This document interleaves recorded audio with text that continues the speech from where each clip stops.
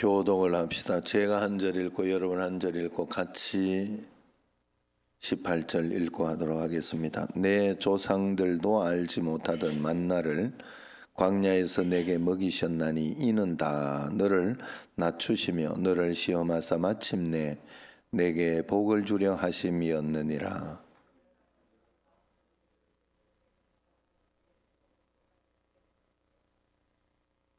같이요. 내 하나님 여호와를 기억하라. 그가 내게 재물 얻을 능력을 주셨음이라. 이같이 하심은 내 조상들에게 맹세하신 언약을 오늘과 같이 이루려 하심이니라. 아멘. 할렐루야. 그리도의 평강 여러분 마음을 주장하게 하시 바랍니다. 옆 사람 앞뒤 사람 인사합시다. God is good all the time. 예. 이상업 집사님 와서 반갑고 감사해요. 예, 지금 끝까지 힘을 내시기 바랍니다. 예. 이상업 집사님 연세가 되시면서 저희 아버지는 갑자기 기력이 쇠하시더라고. 예, 그래서 저는 그걸 보면서 연세에는 장사가 없고 그 다음에 하나님 앞에서 그래 사람이라는 게요 기력이 쇠하더라고. 쇠하시면서 가시는 걸 제가 봤어요. 하나님 앞에 우리가 얼마나 그래 주님 앞에 가는 것도 잘 가야 됩니다. 그래 기도를 많이 하시고 그래 저희 이제 언젠가는 또 우리 이상업 집사님도 교회 나올 수 있는 힘이 없어서 못 나올 때가 있습니다. 저희 아버지가 운동장을 3바퀴 돌로를 꼭 가셨어요. 그래가지고 그걸 꼭 도시고 그 다음에 농협을 들리시고 돈을 찾아서 없으면 있는지 없는지 한번 그냥 통장 한번 해보시고 그리고 집으로 오셨어요. 그랬더니 그 다음에 어느 날부터인가 3바퀴를 도시로 못 가시더라고.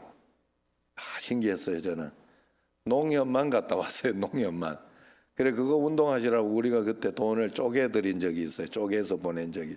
그거라도 운동하시라고. 그러더니 농협을 못 가시더라고. 그리고 그 다음에 이제 화장실을 가는데 마지막 돌아가시기 전에는 화장실을 가는데 한 3시간씩 갔어요. 가다가 쉬고 가다가 쉬고 가다가 쉬고.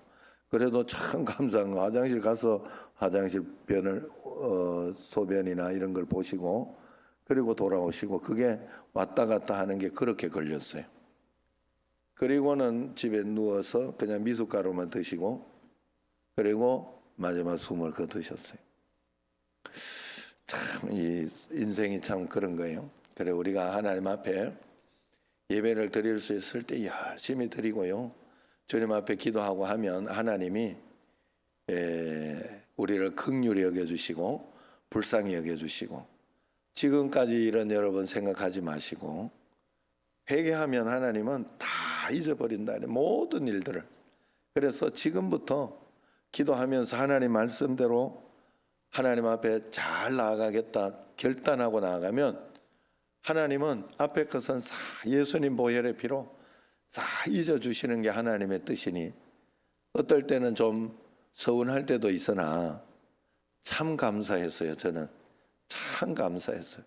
하나님께서 정말로 우리를 그렇게 사랑하시니 너무 감사하다 그런 마음이 들었습니다. 여러분 우리 신앙인들이 하나님 앞에 그런 마음으로 늘 살아야 됩니다.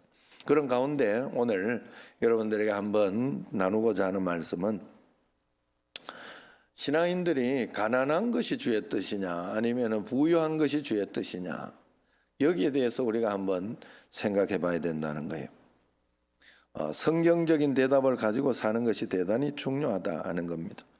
가난하게 사는 사람들 중에 누구보다 멋지게 행복하게 사는 사람들이 있고 또 있습니다. 그렇다고 가난이 선 자체는 아니죠. 또 부자가 되는 사람들 중에 또 그렇다고 해서 반대로 내가 부자만 되면 하나님의 뜻이다. 이런 것도 또 목적이 돼서는 안 되죠. 하나님을 잘 섬기는, 가난이나 부나 하나님을 잘 섬기는 도구가 되도록 하나님이 인도해 주셨어요. 그래서 하나님은 가난과 부자를 축복의 기준으로 삼으면 안 되고, 하나님 앞에 내가 어떻게 사느냐가 삶의 기준이 돼야 돼요. 어떻게 사느냐, 이것이 내 삶의 기준이 돼야 됩니다.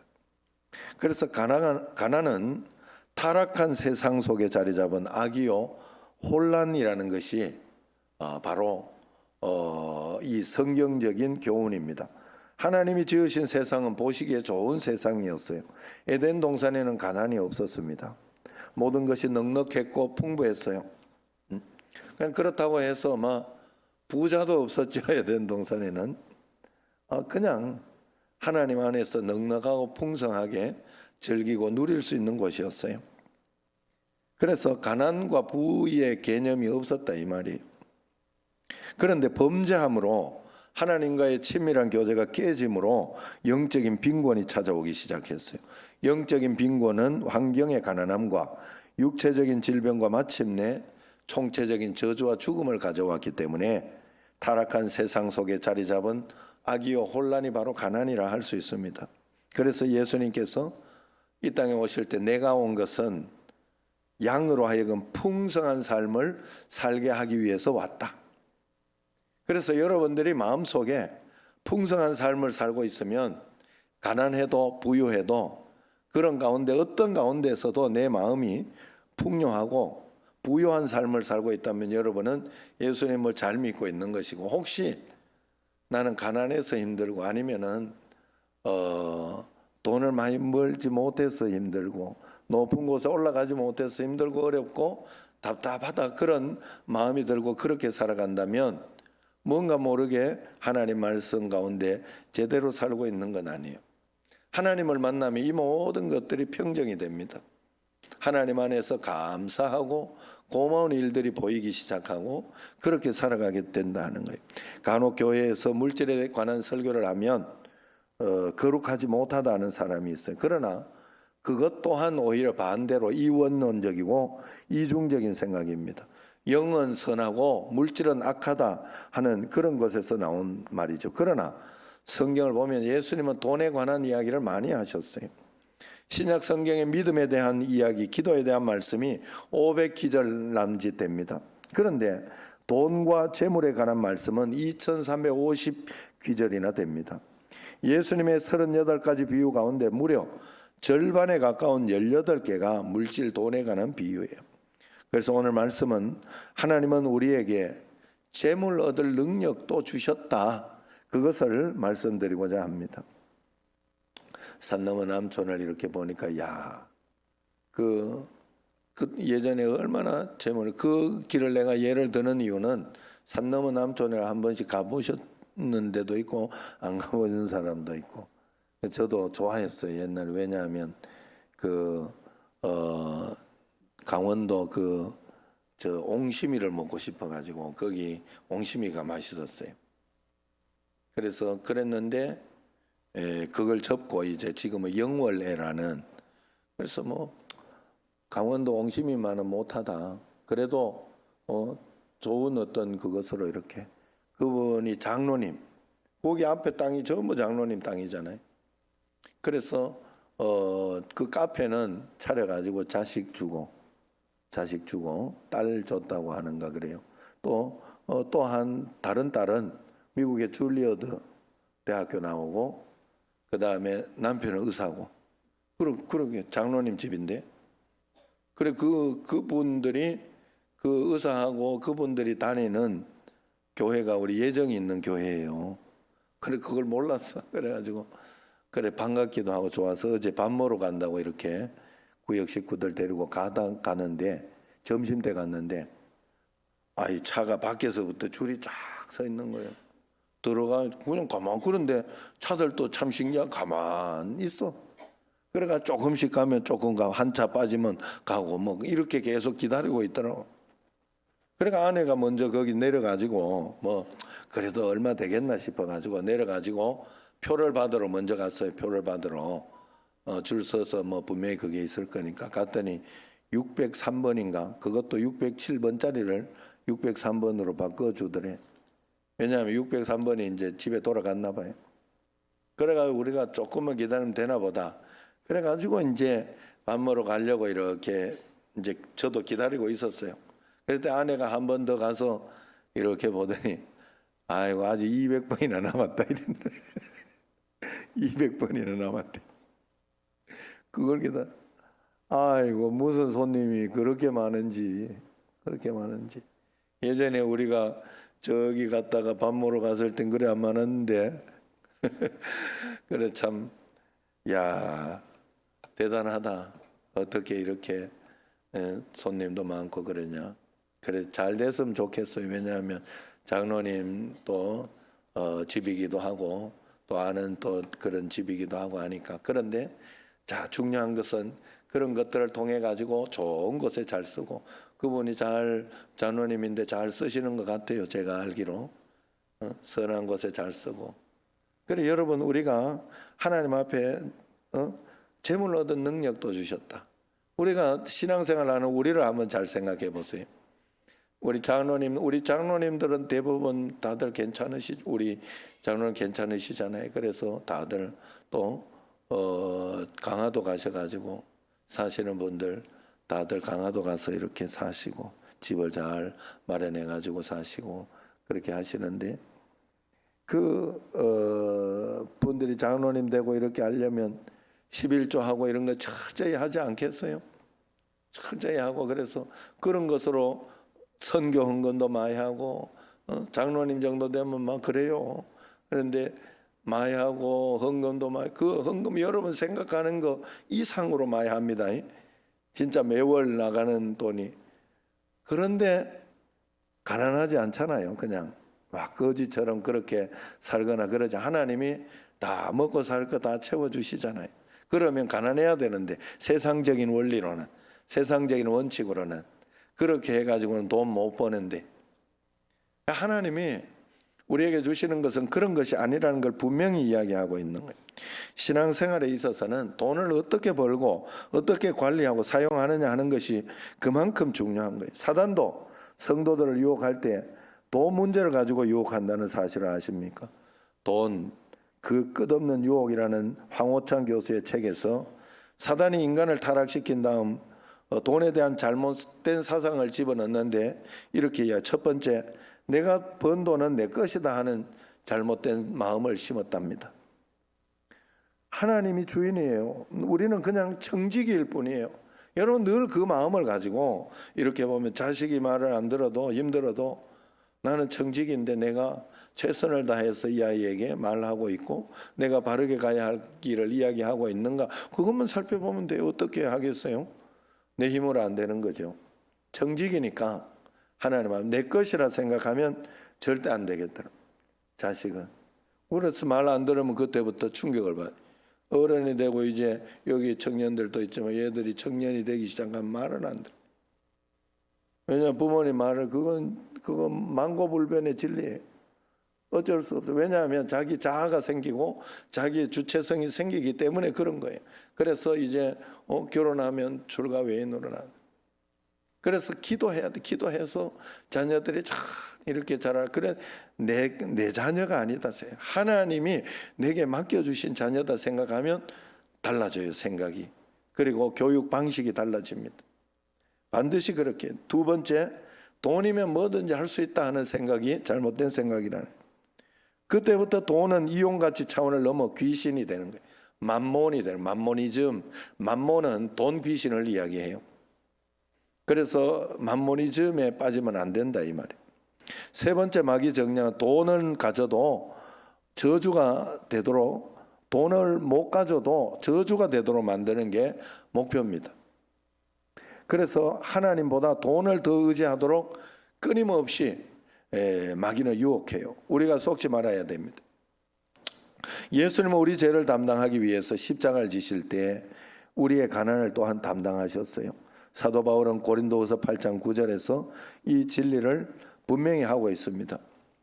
같이 한번 읽어봅시다. 우리 주 예수 그리스도의 은혜를 너희가 알거니와 부요하신 이로서 너희를 위하여 가난하게 되심은 그의 가난함으로 말미암아 너희를 부요하게 하려 하심이라 그랬어요.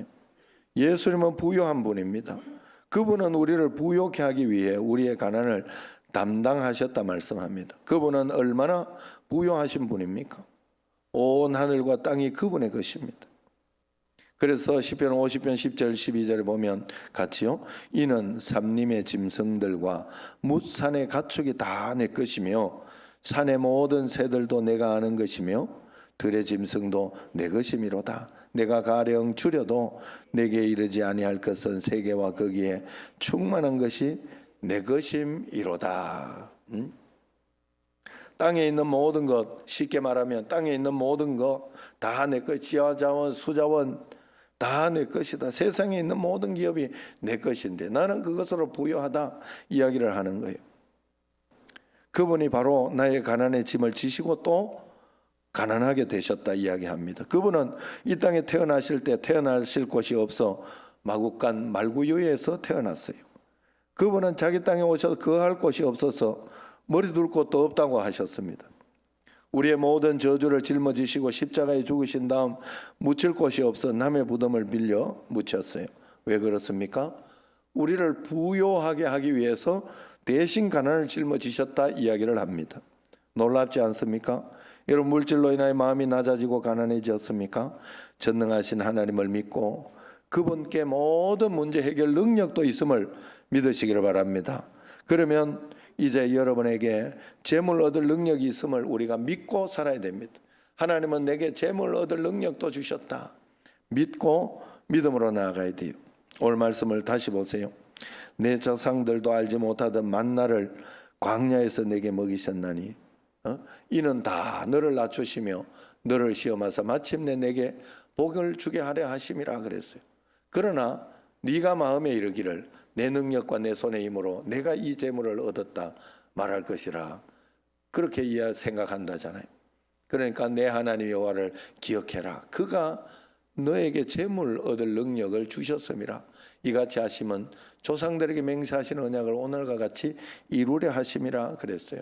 하나님께서 조상들에게 약속하신 것을 이루게 하시려고 너희들에게 재물 얻을 능력을 주셨다. 조상들을 출애굽했던 것은 출애굽해가지고 똥고생하면서 자유만 가지고 힘들게 살라고 출애굽한 게 아니라는 거예요. 데리고 나와서 복되게 살고 복을 많이 받으며 살게 하려고 하나님이 데리고 나왔다. 예수님 믿으면서 막 선교하고 전도하고 이렇게 하니까 힘들고 어렵게. 그래서 여러분들에게 제가 늘 이번에 김영생 선교사님도 그렇고 여러 가지로 이렇게 할 때 자원하는 마음속에 감동이 없으면 절대 하지 마. 다른 사람 하니까 걱정하지 말고 내 마음속에 하나님의 감동이 있는지 없는지를 보라고. 감동이 있으면 무리해서라도 해야 되는 거예요. 그러면 하나님이 그곳에 은혜를 주시고 복을 주시는 거예요. 그래서 하나님이 우리를 부욕케 하기 위해 가난해지셨다. 18절에 분명히 말합니다. 하나님이 내게 재물 얻을 능력을 줬으니 너희가 재물을 얻는 거라고. 여러분, 내가 돈 많이 벌었습니까? 그것도 돈 많이 버는 능력을 주셔서 그래요. 하나님이. 아니 내가 바보로 태어나고 머리가 나쁘게 태어나면 어떻게 하겠어요? 할 수 없는 일 아니에요? 그래서 하나님 앞에서 우리는 늘 하나님 부름에 잘 순종하며 본토와 친척을 버리고 달려나온 아브라함처럼 아브라함을 데리고 나왔을 때는 복을 주시려고 그래서 아브라함의 복은 물질적인 면에서 가난에서 벗어난 그 복뿐만 아니라 나 때문에 가정, 친척, 교회가 잘 되는 복의 근원이 되게 하기 위해서 불렀다 하는. 우리 예수님 믿는 사람도 똑같다 하는 거예요. 예수님을 안 믿는 신유빈도 그런 이야기를 하던데 기부를 많이 이번에도 광고하고 1억을 또 기부하고 그래. 여러분 돈을 많이 버니까 그 1억은 기부할 수 있다 이래 하지만 아니에요. 사람은 그런 정말로 좋은 마음이 없으면 할 수 없어요. 돈 앞에서는 다 아까운 게 다 인지상정이에요. 그런데 거기에서도 그런 이야기를 하잖아요. 그 돈은 자기가 먹고 살 만큼만 있으면 된다고. 난 그 말이 참 맞다고 생각해. 조금 더 좋은, 만약에 우리 이술래 권사님이 좋은 아파트에 살지요. 저기 우리 부평에 새로 진 거기 아파트에 이렇게 살지만, 제가 좀 우리 어머니보단 조금 안타깝다 이런. 우리 어머니는 여기 월세 50만 원 하는 여기에 우리 자식들이 돈 내가며 그래 살지요. 그런데 나는 우리 어머니가 거기에 산다고 불행하다 생각하지 않습니다. 그것 때문에 불편하고 힘들다고도 생각하지 않아요. 세상에서 제일 좋다. 논산에 있을 때는 1층이 교회였고 2층이 집이었어요. 거기보다 더 낫대. 왜냐하면 거기는 2층으로 계단으로 올라가야 됐거든. 힘들었대. 계단 때문에. 계단을 2계단 올라가야 되거든요. 한쪽으로 올라가 또 한쪽으로 더 올라가야 되잖아요. 그래 그게 연세가 드시니까 그게 힘드신 거예요. 그게 계단 한 계단 올라 그렇게 힘들다 하더라고. 그런데 우리 지금 여기는 뭐 계단이 없으니까 쭉 올라오는데 야 거기보다 훨씬 좋다 이랬어요 저한테. 여러분 뭐가 필요합니까? 여러분 돌아가시면 제가 그래서 믿음만 남겨주라. 어머니가 우리 아버지가 우리한테 남겨준 게 없어요. 돈이 한 번에 빚을 남겨줘가지고 그것 때문에 좀 고생을 했어요 저희들이. 아버지는 빚을 싹 남겨줘. 빚도 유산입니다. 아셔야 돼요. 그거 재산이에요. 그래가지고 그거 빚이 있으면 부모님 거 내가 물려주는 재산보다 빚이 많으면 절대로 안 받겠다 하는 그거 해야 돼요. 돌아가시면 바로 그거 해야 나중에 자기에게 넘어오지 않아요. 그러지만은 지금도 어머니가 우리에게 남겨줄 거 하나도 없어요. 가진 거 하나도 없어요. 사는 것도 우리가 해주는 거예요. 우리가 자식들이. 그래도 복되고 은혜로운 거예요. 좋은 거예요. 어제도 카드 탁 내고 굉장히 뿌듯해 하셨어요. 그래 여러분 우리가 하나님 앞에서 그런 마음으로 우리가 하나님 앞에 나가야 돼요. 그래야 하나님께서 우리에게 복을 주시는 거예요. 그래서 아브라함을 불러냈다. 우리가 예수님을 믿었으면 예수님 믿고 가난하게 살라고 하나님이 불러내신 건 아니에요.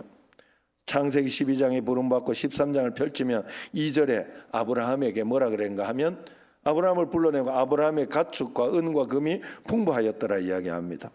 이삭도 모두가 흉년이 들었을 때 이삭이 그 땅에 농사하여 그 해에 100배를 얻었고 여호와께서 복을 주심으로 그 사람이 창대하고 왕성하여 마침내 거부가 되었다. 그렇게 이야기합니다.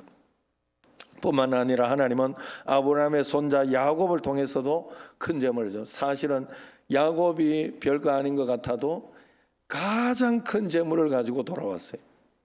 말할 수 없는 재물을 가지고 돌아온 게 야곱이에요. 그래서 우상 숭배로 연명하던 저주의 가문이 축복의 가문으로 그렇게 바뀌어진 것입니다. 그러므로 하나님이 우리를 부르신 것은 아브라함의 복을 계속 이어주기 위해 우리를 불렀다는 걸 아셔야 돼요. 아브라함처럼 여러분도 신앙의 명문가가 되게 하기 위해서 불렀다는 겁니다. 그러나 또 이렇게 말하면 가난이 죄인가 이렇게 생각해요. 여러분 내가 가난하다 생각하면 가난한 거고 아니 그렇지 않다 뭐 이렇게 해도 뭐 저도 빚이 많고 빚이 여러 가지 있어요. 뭐 저쪽에도 뭐 대출로 했으니 그것도 빚이고 뭐 여러 가지 빚도 있고 그럽니다. 그러나 그것 가지고 제가 마음속에 이렇게 가난하다 이런 생각을 하지 않습니다. 그저 하나님과 함께 주님이 인도하신 만큼 그냥 살아가면 되잖아요. 예? 뭐 그렇게 한 걸음 한 걸음 주님과 함께 나아가는 것이지 꼭 뭐가 있어야 안정이 되고 집을 꼭 사야 안정이 되고 집을 주시면 사면 되는 거고 뭐 저도 뭐 빚 내가지고 집을 그때 얻은 거거든요. 형님이 그걸로 그때 사라 그래가지고 여러분, 그래서 하나님 앞에서 우리는 그냥 그렇게 한 걸음 한 걸음 주님 앞에 살아가면 돼. 다른 게 없어요. 다른 게. 내 마음이 부유하냐 그렇지 않느냐가 우리의 관건이에요. 그래서 아브라함처럼 여러분도 신앙의 명문가가 되도록 하나님이 원하신다는 거예요. 뿐만 아니라 그래서 가난이 죄는 아니에요. 여러분, 가난하다고 죄라고 생각하면 안 된다는 거예요. 그러나 가난하지만 주님 앞에 열심히 해서 최선을 다하여 주님 앞에 살려고 또 그 가난을 극복하려고 하는 것은 굉장히 중요한 신앙의 모습 중에 하나입니다. 또 하나님은 물질을 통해 사명을 감당하고 쓰임받기를 원하기 때문에 그 사명을 알아야 됩니다. 어떻게 그러면 우리가 크리스찬 부자가 될 수 있을까? 부자가 되는 건 목적은 아니지만 하나님께서 우리에게 재물 얻을 능력을 주셨으니 그 재물 얻을 수, 하나님 앞에서 재물 얻을 것은 하나님 안에서 풍요하고 부유하게 재물 얻을 것은 이렇게 해야 돼요. 첫 번째 원리는 하나님의 것을 도적질하지 마라. 11조는 하나님의 것입니다. 11조는 축복의 씨앗입니다. 농부가 아무리 배가 고파도 종잔을 먹지는 않아요. 정직한 11조를 하라는 거예요. 갈라디아서 6장 7절 하반절에 사람이 무엇으로 심든지 그대로 거두려. 여러분, 교회에 얼마나 많은 사람들이 11조를 합니까? 그분들이 굶어 죽었으면 벌써 굶어 죽었지요. 그렇게 되는 게 아니에요. 여러분, 그래서 어제도 어떤 분하고 이렇게 안 나오시는 분 통화를 한번 하다가 그렇게 이야기를 본인이 자기는 11조를 떼먹으면 하나님이 다른 데서 다 떼간다는 걸 안다 그런다면서 요번에도 어디에 돈이 얼마 들어가고 뭐 이 때문에 얼마가 들어가고 뭐 이러면서 이야기를 하시더라고. 그래서 잘 알기는 아는데 그러지 말고 그냥 교회 오시라고 내가 그렇게 이야기를. 교회 오셔서 기도하면서 알고도 안 하면 그건 모르는 것만 뭐하다. 모르는 걸 알았을 때는 깨닫고 하기는 하는데 알고도 안 하면 그건 더 나쁘잖아요. 사실은 알고도 실천하지 않으면. 그래서 그렇게 이야기를 했어요. 무엇으로 심든지 그대로 거두리라.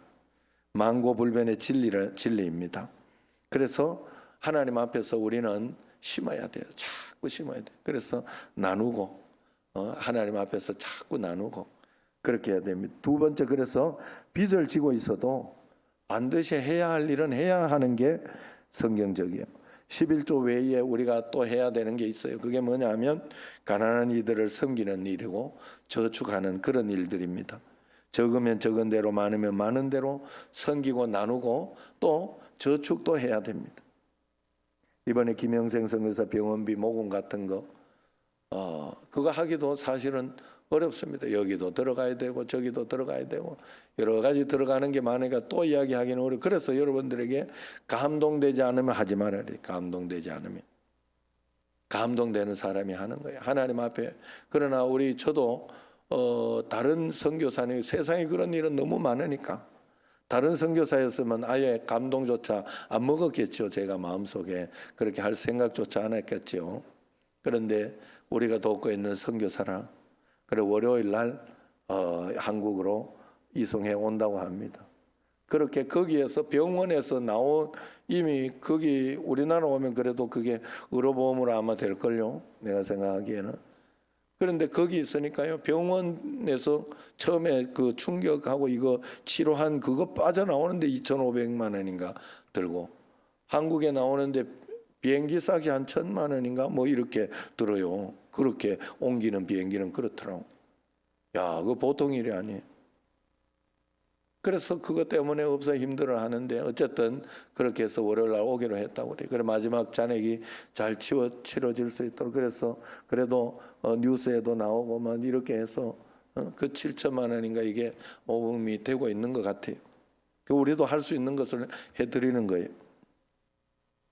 우리가 그래서 해야 할 일은 해야 된다. 세 번째는 하나님 앞에 가난을 가지고 나아가 하나님의 도우심을 요청하는 것을 해야 돼요. 가난을 벗어나기 위해 기도하고 하나님 앞에 바로 서라는 겁니다. 우리는 하나님께서 내게 물질을 주시면 어떻게 사용하겠다 하는 분명한 비전, 목표를 가져야 돼요. 물질은 내 것이 아니에요. 하나님의 것입니다. 모든 인간이 태어날 때 금 한 개 가지고 태어나요? 아니면은 아무것도 빈손으로 태어나요? 빈손으로 태어나죠. 그건 하나님이 채워주겠다 하는 뜻이 거기에 들어있다 하는 거예요. 하나님이 어떻게 해서든지 채워주겠다. 또한 하나님은 내게 물질을 회수해 가실 수도 있는 분입니다. 상상도 못한 방법으로 갑자기 거두어 가실 수도 있어요. 그렇기 때문에 내가 생각지 못한 방법으로 나를 도와주실 수도 있는 분이 하나님입니다. 생각지 않던 것 때문에 대박이 나오고 또 역사가 일어날 수도 있는 게 하나님의 방법이에요. 그래서 하나님의 방법대로 주라. 그래야면 너희에게 줄 것이니 곧 후이되어 누르고 흔들어 넘치도록 하여 너희에게 안겨주리라. 우리는 늘 이것을 실천하고 그렇게 살아가야 돼. 그래서 잭 하트만은 그의 책 성경은 경영학 교과서입니다라는 책에서 최고의 투자는 천국에 투자하는 것이다, 이렇게 이야기를 했습니다.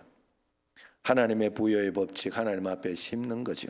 그래서 우리는 늘 하나님 앞에 그런 마음으로, 제가 요즘 아픈 사람들이 있고 이렇게 해서 이렇게 기도하고 그러면서 이렇게 하나님의 마음속에 주는 그런 마음이 있어요. 뭔가 하면 낫게 해주면 뭐 할 건데 하는 그 마음이에요.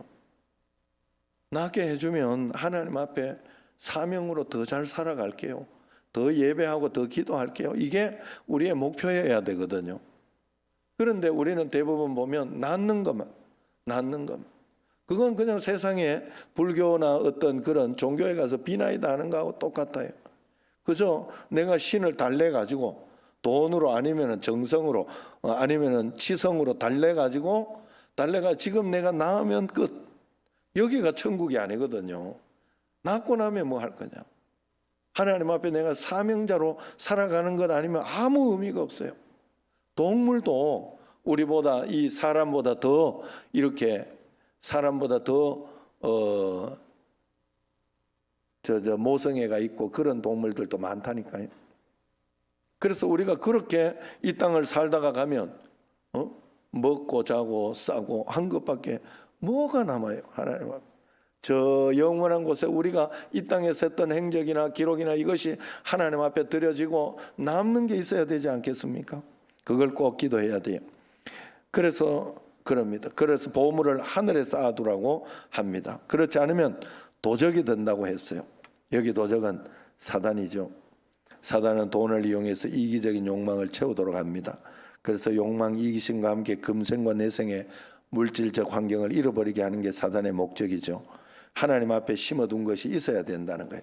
천국에서 하나님 앞에 심어놓은 것이 있어야 된다. 제가 이렇게 좋은 교회나 아니면 다른 데 어디 이렇게 갔을 때 나중에 남는 거는요, 들리는 이야기나 나중에 남는 거는 전도한 사람이 어떻게 잘 신앙생활을 하면서 어떻게 산다 하는 소식을 들을 때 굉장히 기분이 좋고 굉장히 거기에 보람을 느낍니다. 우리가 그런 마음을 가지고 있어야 돼요. 자, 그런데 여기에서 심는 것은 꼭 물질만 이야기하는 게 아니에요. 시간을 심어야 되고 헌신을 심어야 되고 예배를 심어야 됩니다. 하나님 앞에 가치는 인간이 생각하는 가치와 좀 더, 우리는 물질과 세상에 잘 된 거하고 이런 것만 가지고 가치를 판단하지만 하나님의 가치는 그것이 다가 아니다 하는 거예요. 그런데 많이 뿌리고 심기는 했는데 수입이 적은 사람을 보게 됩니다. 풍성이 심었다고도 해서 자동적으로 거두는 게 아니라는 걸 이야기합니다. 농부가 씨를 뿌린 다음에는 비료를 줘야 되고 또 물을 대주기도 하고 잡초를 뽑아주기도 해야 돼요. 거두는 원칙에 따라서 살아야 됩니다. 이 원리는 재정적인 원리에도 마찬가지로 적용이 돼요. 씨앗을 뿌린 후에 잘 가꾸어야 되고 또 하나님 말씀하며 지속적으로 연구하고 묵상해야 돼요. 말과 행동으로 풍성한 수확에 대한 우리의 믿음을 계속 표현해야 됩니다. 상황이 아무리 나빠도 결코 믿음의 부족이나 인내심의 부족으로 하나님을 방해해서는 안 돼요. 우리가 생각하는 것 이상으로 많은 그리스도인들이 인내심의 부족 때문에 하나님께로부터 받지 못하는 것이 많습니다. 여러분, 농부는 씨를 심은 후에 곧바로 수확할 것을 기대하지 않아요. 과정을 서두를 수 없는 거지요. 모든 거둠의 때를 정해 놓았어요. 그렇기 때문에 우리는 계속해서 이 관리하고 그것을 날 수 있도록 계속해서 토양을 만들어야 됩니다. 천하가 범사에 기한이 있고 모든 목적이 이룰 때가 있다고 했어요. 토마토를 심어도 옥수수를 심어도 거두려고 하면 시간이 흘러야 됩니다. 몇 달 아니면은 몇 주라도 흘러야 됩니다. 그래서 그때까지 그냥 가만두면 안 돼요. 물을 주고 잘 돌봐줘요. 풀을 뽑아주고 그러면서 돌봐줘야 돼요. 아이를 임신하고 낳는데도 10달이 필요해요. 성경은 우리가 심었으면 여러 날 후에 도로 찾으리라 약속을 하고 있어요. 여러 날이 필요할 수 있다는 거죠. 그래서 믿음은 곧 인내라 그렇게 이야기합니다.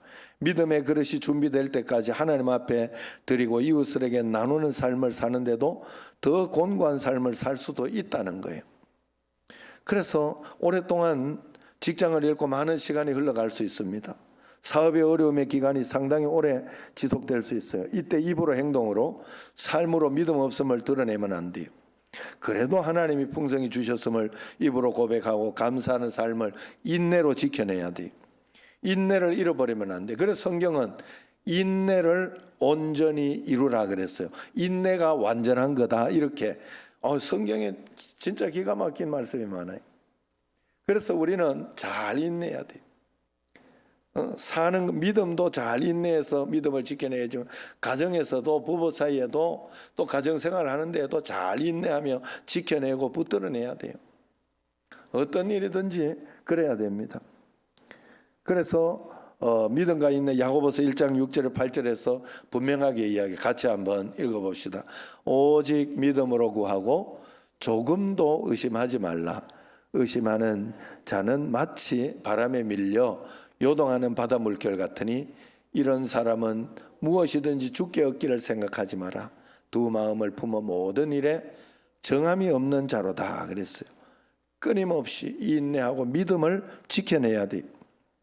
사실 성경의 부요함이란 단순한 부자가 되는 걸 부요함이라고 하지 않아요.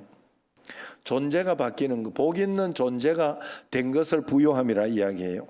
그래서 복 받기를 원하면 내가 복 있는 존재, 복 받을 그릇이 돼야 돼요. 좋은 나무가 되면 저절로 좋은 열매가 맺히게 돼 있어요. 그러므로 하나님의 관심은 물질에 있는 것이 아니라 그 사람에게 있습니다. 그릇이 못 되는 사람이 물질을 가지면 물질 때문에 망하기도 하고 물질 때문에 사람 버리기도 합니다.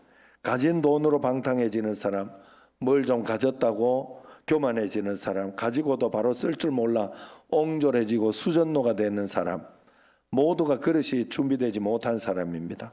돈을 벌었는데 가정이 깨진 사람, 신앙 잃어버린 사람, 친구를 잃은 사람, 건강을 잃은 사람 모두가 준비된 그릇보다 더 많이 담아서 버린 인생입니다. 게일 리버맨이라는 사람은 부자의 꿈을 이룬 14명의 보통 사람들이라는 책에서 부자가 된 사람들의 공통된 고백은 부 자체보다 감당할 자격, 그릇됨이 중요하더라 하는 거예요. 돈에는 영적인 의미가 있어서 어떻게 관리하고 어떻게 나누고 사용하는 것을 벌기 전에 먼저 배워야 합니다. 여러분 하나님 앞에 온전한 11조를 하고 또 그 하는 것을 잘 배워야 됩니다. 또 내 주변에 가난한 자를 돌아보며 나눌 수 있는 그런 원칙을 가져야 됩니다. 그리고 저축을 배워야 하고 성경적인 투자의 원칙을 배워야 됩니다. 그리고 하나님의 온 우주의 주인이심을 믿고 기도하며 겸손히 따라가야 됩니다. 그래서 그분의 충성함을 믿고 그분에게 먼저 배우면 하나님이 우리가 준비되었을 때 하나님의 때에 반드시 풍성함으로 역사해 주신다. 믿으시기를 바랍니다. 부요하신 하나님을 찬양합니다. 부요하신 하나님을 꼭 믿으시기를 바랍니다. 하나님은 우리가 부요한 삶을 살기를 원하시죠. 하나님 앞에 정직하고 신실한 믿음의 사람인 것을 인정받아서 복의 그릇을 준비하며 하나님의 부요를 경험하는 여러분과 저가 되기를 주의 이름으로 축원합니다. 기도하겠습니다.